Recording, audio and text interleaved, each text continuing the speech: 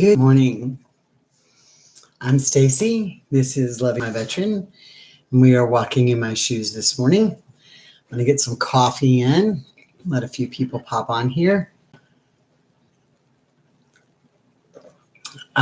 Today's topic, actually, it's going to be a series, and I initially started saying it was going to be a week-long series. I'm not quite sure how long this series is going to be.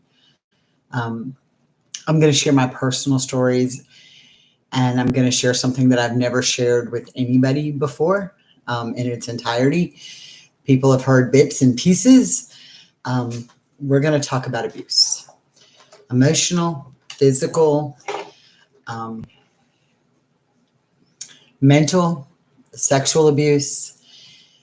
We're going to talk about all of those. So it is going to be a tough topic for me. I think it's a topic, though, that has to be talked about. You're going to hear a little different spin on part of it. So I need to talk about this because I think it's something that we hear so often. We hear this a lot as we're going forward. We hear a lot of conversations about abuse and what is physical abuse and what is sexual abuse and what is mental abuse. And it's just a topic we have to address. Not addressing it, we would be remiss in what we're doing. So I just want to make sure that's out there. Your comments don't work. I can see, I just made comments. Michelle says her comments don't work. The first thing I posted in the comments is the National Domestic Violence Hotline. If you are being abused, please dial that number. Your safety is paramount. So with that said, let me just kind of breach into why I feel like this is such a hot topic and why it is something that is so important to so many people. Being a paramedic, I saw the tragic outcomes of abuse. I've seen it at its worst. I've also seen it, people triumphing through it and making it its best. So it is important that we address this topic. So let's talk about abuse. And it's not going to be, this may not quite go the way everybody thinks it's going to go, but it's my story. So here we go. Good morning, Nakia. So as we talk about abuse, at least she hasn't baked to death. She's alive over here. When we're going to talk about abuse, let's just start talking about what it is. Mental abuse, it's things that cause physical or mental harm. That's abuse. Physical or mental harm, where you fear for your safety and the safety of others around you. That is blatant abuse. But I want to back up a little here and start my story from a weird place. My abuse didn't start at the hands of an abuser. My abuse started in my own head. My voices to myself became my abuser. Somewhere between that transition of middle school and high school, I didn't think I added up to the image that we should portray. The image that was in the magazines, the image of the socialite, the image of my own personal image, what I believed my image should be. When I grew up in the town, I grew up in the same town that my parents and my grandparents grew up in. My mama was like Miss York High School and the captain of the cheerleaders, and my daddy was the captain of the football team. And so there was this image that I felt that I had to portray, that I had to have the certain body. I can remember my mom saying that she had a 19-inch waist when she got married. Y'all, I had 19-inch thighs, okay? So I'm just like, ooh, I'm not portraying this image. I'm not good enough in this image. So my own abuse started in my own head. I started telling myself I wasn't good enough. I didn't look the part. I didn't have all the friends that I thought I should have had. I wasn't capable of doing certain things. Spelling was probably my worst subject on the planet. And I remember sitting at my Nana's house from early on and her trying to teach me how to spell. And somewhere in my brain, it made me feel stupid. So this was probably elementary school when I started this. I'm stupid. I'm dumb. Carl will come back to me now and say, I hate it when you say that. I hate it when you say I am stupid and I am dumb. And speaking of Carl, let me put this out here, right now for God and everybody. I am not in an abusive relationship with him. Understand that. I am not in an abusive relationship with him. I need to put that out here right now. But early on, I made myself feel stupid. I told myself I was dumb. I made myself feel like I wasn't smart enough. I wasn't good enough. I heard that over and over and over again in my head. You're not smart enough to get an A on a spelling test. You're not smart enough to do this. You have to have a tutor. You have to have somebody sit down and teach you phonics. How dumb are you? That was the beginning of my abuse. It was my own abuse to myself. And as I got into that transition between middle school and high school, again, my self-image sucked. My own self-image was horrible. I did that to myself. I said, you're fat. I didn't have the 19-inch waist. I didn't really want to be a cheerleader. But because I couldn't be, or I didn't try to be, I portrayed that I wasn't good enough because I didn't fit into that mold. And I did that to myself. I didn't realize it until now, until much later, that it was my own voices that were creating the very first abuse I experienced. My own voices. I'm not good enough. I didn't have the 19-inch waist, but I tried to get it. I loved food. Y'all, I still love food to this day. Food was like my thing. And I loved food. I loved it. Food obviously packed into the wrong places in my body, like it did any teenage girl going through hormones and hormonal changes. My body didn't quite know what to do with itself. Like I had boobs, and then I ended up with a belly, and then I had boobs, and then I had thighs, and I didn't know what to do with all these parts that were just raging out of control. And it was changing my self-image of what I believed I should look like. And I was like, you're ugly. You're not good enough. You're not smart enough. You're never going to have the right boyfriend. Guys don't like you. So bulimia started. I'd eat. And y'all, I could cook a 16-ounce steak and mashed potatoes or baked potatoes loaded in butter and sour cream. And I'd get them in my mouth and I'd just about get it all swallowed. And I'm like, you're an idiot. You're an idiot. You are going to gain weight. You are going to be fat. How dumb are you? You just ate that. You're stupid. And to the bathroom, I would go with a spoon. Spoon throat, food out. I believe to this day, that's why puking is like the very worst thing I can do. It just grosses me out. But that was my own abuse to myself, my own self-image abuse that went on and on and on. This is the part I'm not super proud of. I wanted to be loved. I wanted to have the boyfriends. I wanted to be the person. You know, my mom, captain of the cheerleaders, dated the captain of the football team. She was loved. The whole community embraced my parents and my grandparents. And it wasn't because they were beautiful. I didn't realize that at the time. It was because they were honest to God, good people.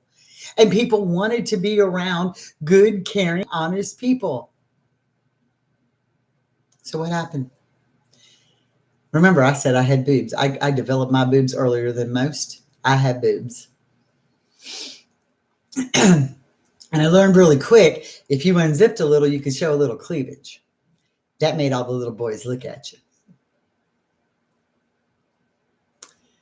Then when you try to do a little more, you're like, ah, my God, they're going to love me. They're going to love me because of my boobs. And so you kind of do something with somebody that you don't think that, you don't think at the time you shouldn't be doing. You just do it because you want to be loved, because you think you have to have this image. And what happens? It backfires. They don't love you. They love the physical stuff that you're doing, but they don't love you.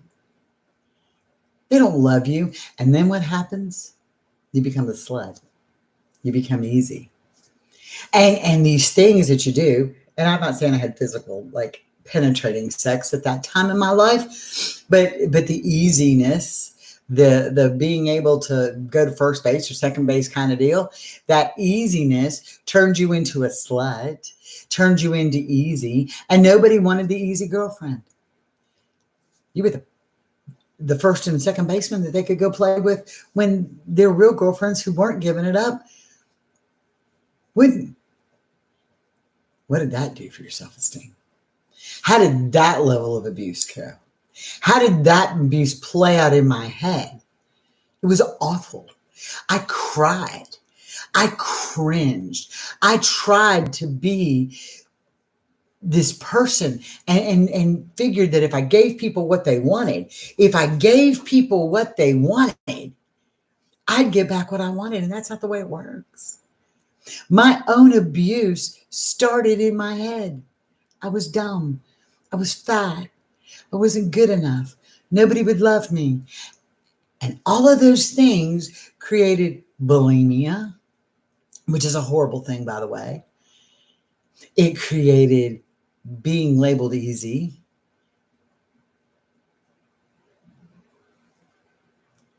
It created more damage. It created more damage to me. And as that damage spiraled out of control, I just kept beating myself up more and more. My own voices, kept beating myself up more and more. What did you do to deserve this? What did you do? You're dumb. People don't like you because you're ugly. People don't like you because you're dumb. People don't like you because never realizing that sometimes people just don't have to flip and like you.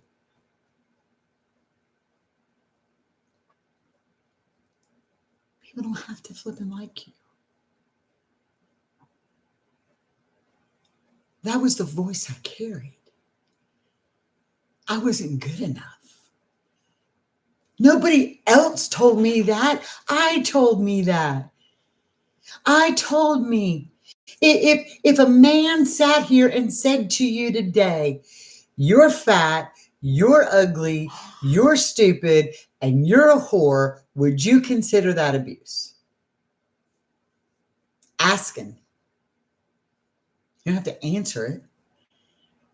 But if a man does that to you, by God, we're going to scream it's abuse. When we do it to ourselves, it's not. The truth is it was. And I was self-abusive and didn't even realize it. So then what happens? Well, I know how much my parents dislike smoking, but the cool kids smoked. So off I went. And that was back in the day where you didn't have to show an ID to get cigarettes. So I walked a mile up the road to the little store. By the way, Marlboros at the time were 69 cents a pack. I bought cigarettes. I started smoking. I started drinking. Smoked a little pot. And the friends that I had, the people that I wanted to be with, the people that I portrayed this self-image that I wasn't good enough for, I pushed them off to the side, and my friends became a different group of people. My friends became the people that drank, the people that smoked, the people that partied, the people that stole. Y'all, the police showed up at my house one day looking for some guy that I had harbored, I had hidden, I had wanted to spend my life with. Y'all, I was going to walk to West Virginia to marry this guy who didn't even really like me. He liked my friend. But I was going to walk to West Virginia to marry this guy, or take my parents' car while they were asleep and go to West Virginia and marry this guy.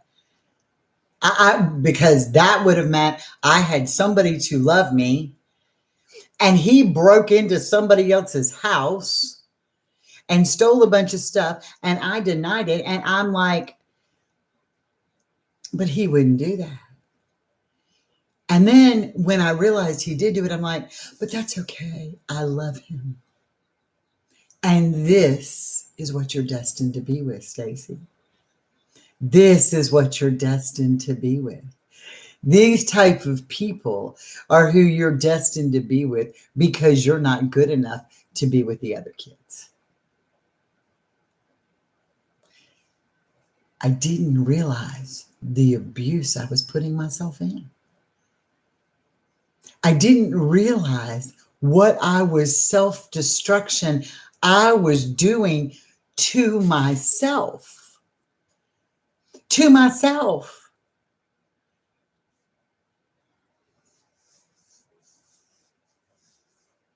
Didn't realize it at the time. But the first experience with emotional abuse came from me. Not anybody else. It came from me. And then I couldn't understand why my brother was looking at me strange, or why my parents were mad at me. I'm like, I didn't live that kind of life. But I was a good person to this person, and I helped them, and I did this. And my parents were like, Stacy, you're spinning out of control. And I'm like, Mom, I'm great. And they're like, no, you're not. No, you're not. And I wanted this. I had it in my head that I was just going to be bad, that I would never add up, that I would spend my life in trouble, in jail, in all kinds of things. And I needed to prove that to my parents. I needed to prove to my parents that their daughter was not the daughter they wanted. Their daughter was not the daughter they dreamed of. I wasn't going to be the cheerleader. I wasn't going to be, they didn't care if I was a cheerleader. They just cared that I was a good person, right? That's what they cared about. So one day I decided that I was going to call somebody, because I wanted to make this person's life miserable. Now, Heidi and I are friends now, so I'm going to go past this point. But I picked up this phone and I called this girl's house. And I'd hang up, and I'd pick up the phone, and I'd call this girl's house, and I'd hang up, and I'd pick up the phone, and she'd answer the phone, and I'd call this girl's house, and I'm like, bitch, and I'd hang up, and I'd call her house, and I would go, slut, and I'd hang up. And all these things that I was thinking to myself, I was saying to this girl. I was abusing this girl mentally. I was really stalking her. I was calling her home. I would talk to her parents that way. I would talk to her brother that way. I did it over and over and over again, till one day the sheriff's office comes to my house. This is before caller ID. Y'all, I was so dumb, I didn't even realize that she heard my voice and knew it was me. Let me tell you something. Don't make Lucas Earl angry when it comes to that. I'm lucky I can even use a phone to this day. But I felt so icky inside that I wanted to project that to somebody else. I wanted my parents to realize I'm not a good person. Because I have told myself I'm not a good. My parents never told me I wasn't a good person. My parents were always, well, you can do anything you put your mind to. My parents were always that way with me. But I had created this dialogue in myself that said, you're not good enough. So let me show you just how bad I can be. Let me show you the bad things that I can do. Let me show you the things that are not good about me. My own dialogue was my abuse to myself. And then I started becoming angry and bitter to everybody around me because I wanted them to be as miserable as I was. Let me tell you something. My mother has always loved me unconditionally. Don't ask me why, but she has. And I have done some really shitty things to my mother. And I remember her telling me I had to do the dishes. And I was so angry. And I wanted her to be miserable. And I wanted her to feel what I felt. And I wanted it done. And I took liquid dishwashing liquid and I shoved it into the automatic dishwasher as full as I could get the little containers. And I turned it on.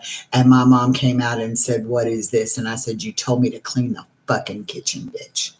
I didn't say effing, but basically that's what came out of my mouth.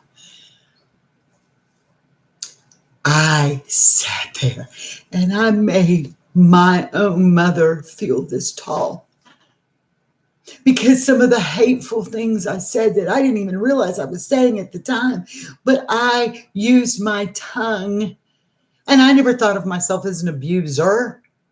I abused myself. But the hateful things that came out of my mouth made me the abuser. The one person who, from the moment I was conceived, loved me unconditionally. I tried to hurt, and I did it over and over and over again with my mouth. I never laid my hands on my mom. I never threw things at my mom.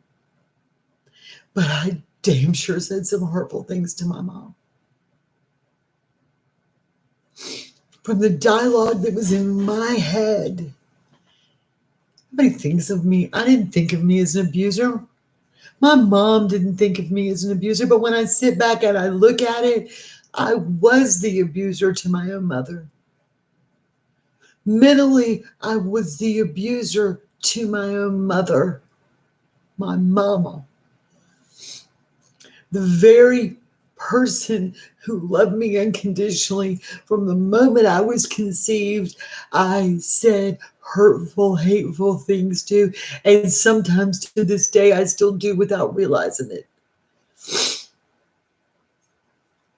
That's the abuse, your own dialogue to your head, and then the dialogue that comes out to other people.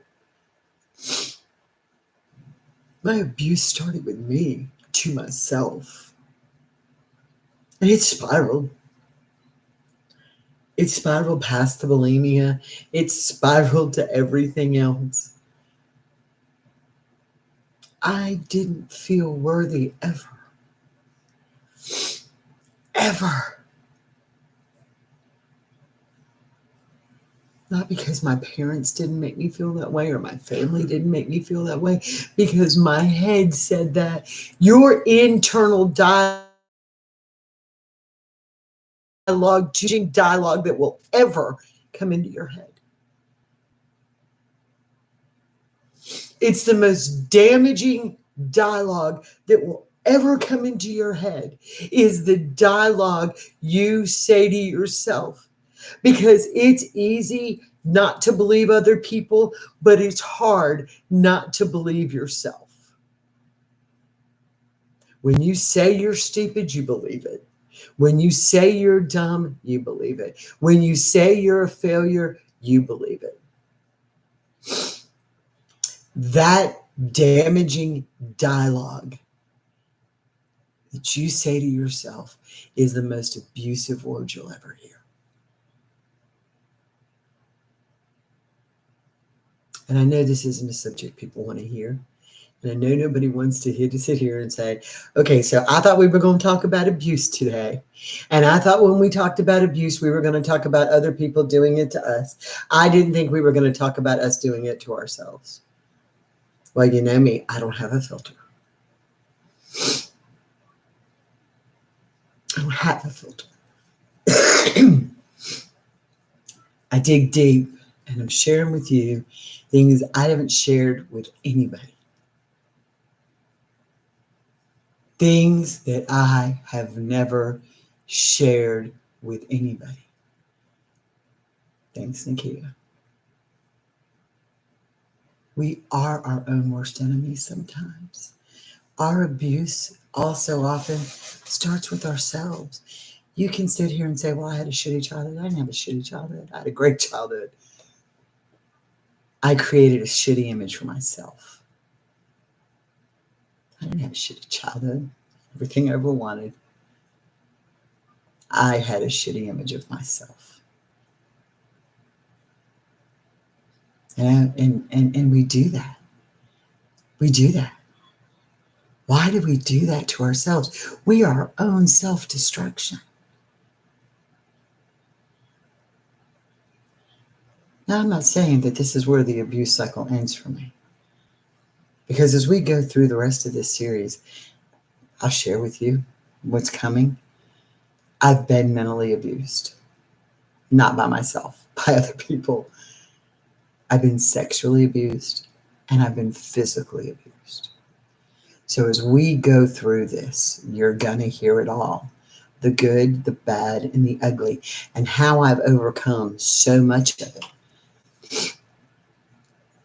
The one thing you don't overcome real easy is your own abuse to yourself. Your abuse to yourself is one of the hardest things you can do, because at that point, you've got to admit that you are lying to yourself. That's freaking amazing. So, this voice in your head is saying, you're horrible, you're hateful, you're dumb, you're stupid, you don't amount to anything, you deserve this. This is what you're going to get. And then you've got to tell yourself, no, I'm not. I'm better than this. You need to shut up. How do you tell yourself to shut up? That's like impossible to do. That's impossible to do. When I got autoimmune diseases and the lupus started, and it started like eating up the organ systems. I mean, it attacks your organ systems. I joked about it, but it was the only way I could deal with it. And it wasn't like a joke. It was true. I really felt that way. I've hated myself for so long that I convinced my body to hate itself and attack itself. I really believe that. I hated myself for so long. My own body is like attacking itself. I was like, okay, now you really are dumb. You really don't matter. You really are stupid. Your own body is attacking you. I had to overcome that. And there's days I wallow back into that pity. But y'all, I'm telling you, the truth is just this. Your own dialogue. You do matter. You are important. You have value. You have worth. You have all of these things, but until you can get it, your dialogue in your head to understand that and praise you for the good, I can tell you all day long, you are a good person. I can tell you all day long, you are a strong person. Your family can tell you all day long, you're amazing. Carl can tell me every minute of the day how amazing I am. And trust me, he tries. But until my head accepts that, and until I stop screaming, because the voice you hear the loudest isn't the voice that somebody's yelling to you. It's the voice inside your own head. It's the voice inside your own head that you hear the loudest. But until you learn to stop mentally abusing yourself, tough thing, and we do it. We tend to do it. I'm not saying everybody does it, but we tend to do it. We have to mentally stop abusing ourselves. Because for most people, The first form of abuse you face is from yourself. For most people, the first form of mental abuse you face is from yourself. Now, I'm not saying it doesn't happen as a child, that you're not mentally abused and you're not told you're worthless and you're not told you don't matter. I'm not saying that, because I've worked around situations. I've seen people in emergency situations. I've seen people where this is cruel. For God's sakes, I watched a 6-month-old baby be dunked in boiling water because it wouldn't stop crying. So that is abuse at the most horrid level on the planet. Okay, that is abuse at the most horrible level on the planet. But for most of us, our abuse starts with what we tell ourselves. And again, I do not condone physical or mental abuse at all. And if you need help and you feel unsafe and you feel that you need out, call the National Domestic Violence Hotline. I'll read it up here. It's 1-800-799-SAFE, SAFE. That's 1-800-799-7233.